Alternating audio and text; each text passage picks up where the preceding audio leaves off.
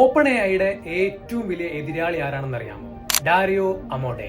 ഇദ്ദേഹമാണ് ChatGPT develop ചെയ്തെടുത്ത ഒരു ടീമിലെ ഒരു മെയിൻ ലീഡർ അല്ലെങ്കിൽ ഒരു ക്യാപ്റ്റൻ എന്ന് പറയുന്നത്. ChatGPT ഇങ്ങനെ ആക്കിയെടുത്തതിൽ ഏറ്റവും കൂടുതൽ പ്രഥമ പങ്ക് വഹിച്ച ഒരു കോർ ഘടകമാണ് ഇദ്ദേഹം. എന്നാൽ 4 വർഷത്തെ സേവനത്തിന് ശേഷം ഒരു ഓപ്പൺ എയിൽ നിന്ന് പടിയിറങ്ങുകയുണ്ടായി. അദ്ദേഹം അഭിപ്രായപ്പെട്ടത് ഓപ്പൺ എഐ ആകെ എങ്ങനെ ഫാസ്റ്റ് ആയിട്ട് അല്ലെങ്കിൽ അഡ്വാൻസ്ഡ് ആയിട്ട് AI ഡെവലപ്പ് ചെയ്തെടുക്കാം, ഇത് മാത്രമേ അവർ ഫോക്കസ് ചെയ്യുന്നുള്ളൂ എന്നാണ്. മറിച്ച് AIയുടെ സേഫ്റ്റിയെ കുറിച്ചോ അല്ലെങ്കിൽ റിലയബിലിറ്റിയെ കുറിച്ചോ ഓപ്പൺ എഐ അത്ര ഫോക്കസ്ഡ് അല്ല എന്നാണ് അദ്ദേഹം അഭിപ്രായപ്പെട്ടത്.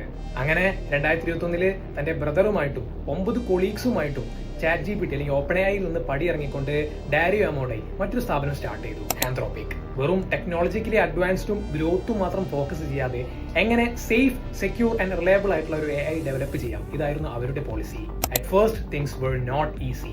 അവരുടെ ഫസ്റ്റ് പ്രൊജക്റ്റ് ആയ ക്ലൗഡ് AI അവരുടെ സ്റ്റാർട്ടപ്പ് ഫ്രണ്ട്സ് മാത്രം റിസർച്ചിനും മറ്റൊക്കെ ഫോക്കസ് ചെയ്ത് യൂസ് ചെയ്തിരുന്ന ഒരു ബോട്ട് മാത്രമായിരുന്നു. എന്നാൽ ഇന്ന് ആന്ത്രോപിക്കിന്റെ ആനുവൽ റവന്യൂ എന്ന് പറയുന്നത് $5 ബില്യൺ ആണ്.